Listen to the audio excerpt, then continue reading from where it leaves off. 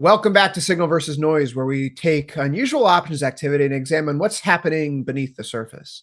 Today's names are Microsoft and Anthropic, two of the most important players in artificial intelligence anywhere right now.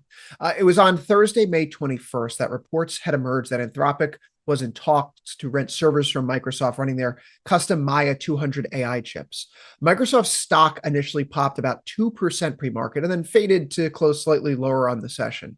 And maybe the muted reaction itself is the most interesting part of the story here. But when we take a look at the options tape and beneath the surface, Microsoft may have quietly built the single best position anywhere in AI infrastructure, and we're starting to see that other traders are piling into this name as a result. So what are those trades? What are those acquisitions that Microsoft has made here? Microsoft has picked a bunch of different winners. They haven't put all their eggs in one basket. You could start with OpenAI, where they own roughly 27% of the company, a stake now estimated at roughly $135 billion.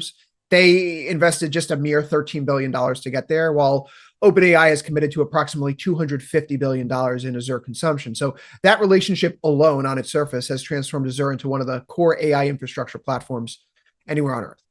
But at the same time, Microsoft's also invested roughly $5 billion into Anthropic, and Anthropic committed roughly $30 billion in the Azure compute spending. So Microsoft itself spends reportedly $500 million annually using Anthropic products internally. And here's the other detail that matters. Azure sales teams receive the same compensation, whether they sell OpenAI models or the Anthropic model. So same incentives, same quotas, they are indifferent.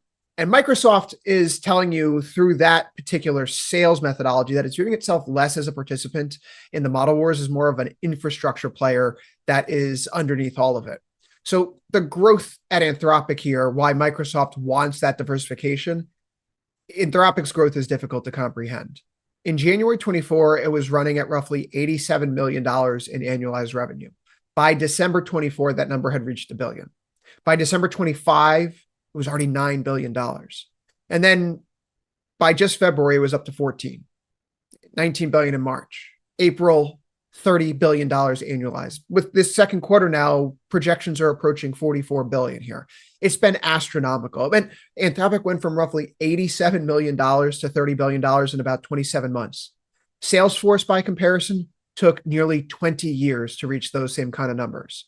Anthropic did it under 3 years. This is not just a consumer experimentation anymore. This is not just a bunch of folks in Silicon Valley building fun tools that only individuals who sit on the frontier edge of tech use. There are now more than 1,000 enterprise customers at Anthropic with more than $1 million in annual spending. It's very impressive. Claude alone reached, and that's Claude.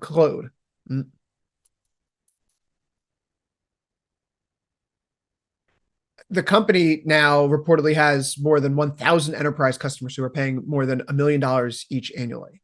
Claude Code alone has reached a run rate of about 2.5 billion by February. So now that Anthropic has positioned Claude across the entire AI ecosystem simultaneously, AWS, Bedrock, Google Vertex, and Microsoft Azure, it's in a highly competitive position. So we've seen here that Anthropic and Claude is trying to position itself as a neutral player in the space. It wants to operate anywhere with anyone. We can look at the secondary markets here for Anthropic. Anthropic's valuation is at $380 billion right now. A few months earlier, we saw some folks saying that it would be worth 100 billion. So you go from 100 billion to 380 billion in the span of 3 months. Now, as we talk about a possible IPO, we are private sellers coming out saying that its valuation could fetch nearly 1.15 trillion. At the same time, we have OpenAI secondary pricing sitting the company at a roughly $880 billion market cap. So you have Microsoft here, which is the tradable ticker right now for retail investors. They invest $5 billion 6 months ago into a company that's worth now more than the original OpenAI that Microsoft spent $13 billion backing. And Microsoft is benefiting from both. They're going to be a winner no matter who emerges on top. Maya 200 is interesting here. It's the Microsoft custom AI inference chip that's built on the TSMC's 3 nanometer process. The CEO of Microsoft, Satya Nadella, said Maya delivers roughly 30% better tokens per dollar economics relative to the traditional GPU infrastructure for inference workloads, which that's a lot of technical jargon here, but basically it makes things go faster at a cheaper cost. Maya doesn't handle the trade though. NVIDIA still dominates the training layer. But if Anthropic signs into the Maya infrastructure, Microsoft becomes the only cloud provider running both OpenAI and Anthropic workloads on their custom in-house silicon. And that's a powerful position because they can generate their cash flow organically internally. They don't need to rely on outside financing to keep the lights on. So when you start mapping the compute spending ecosystem around AI, obviously the numbers are staggering. Anthropic alone has commitments spread across Azure, AWS Trainium, Google, Broadcom TPU infrastructure, and even SpaceX's Colossus data center, which we just talked about in a previous signal versus noise video. Go check that one out on Tesla and the SpaceX IPO. One estimate from BNP Paribas using the SpaceX S1 filing suggested that AI compute infrastructure could eventually generate between $15 and $24 billion annually per gigawatt of deployed capacity. That starts sounding a lot less like software economics in the short term and more like a utility.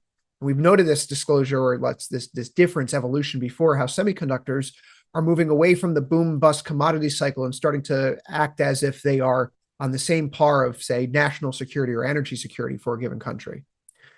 There's a process here, maybe a shift that's occurring right now, and perhaps that's what the story is here for signal versus noise.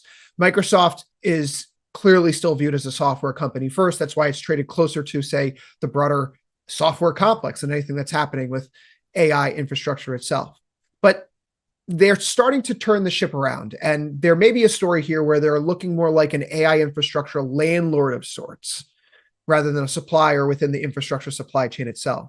They're owning pieces of the models. They own parts of the supply cloud. They're supplying the cloud itself. They're supplying some of the chips. They're supplying the enterprise integration layer, and they're monetizing the compute demand regardless of which frontier model ultimately dominates. So we're thinking about that stock reaction on Thursday, May 21st here. Microsoft itself is still down 13.5% at the time this video was recorded year to date in 2026. And many of the AI companies that it's funding are growing at absolutely extraordinary rates. So the market still views Microsoft as one of the older incumbents, a slower moving player that's not able to take advantage of AI in totality under its own hood. But the underlying economics suggest that Microsoft remains well positioned here. Over the next few weeks, we're going to want to keep an eye on whether or not Microsoft can stabilize the ship here, so to speak. We haven't seen such significant options activity on the tape yet. There have been few bursts here or there, but someone like Bill Ackman has gotten involved.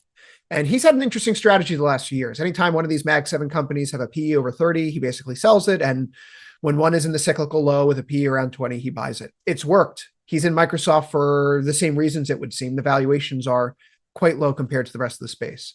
Maybe that's the signal throughout the noise of all this, that we're starting to see large institutional investors with significant track records of success in these names start to reappear. What do you think's happening here, though? Does Microsoft, is it the software business that's dragging it down? Will the Anthropic and OpenAI stakes help change the perception around the company? Tell us in the comments below. This has been Signal versus Noise. Like and subscribe for more videos. You've been watching Tasty Live.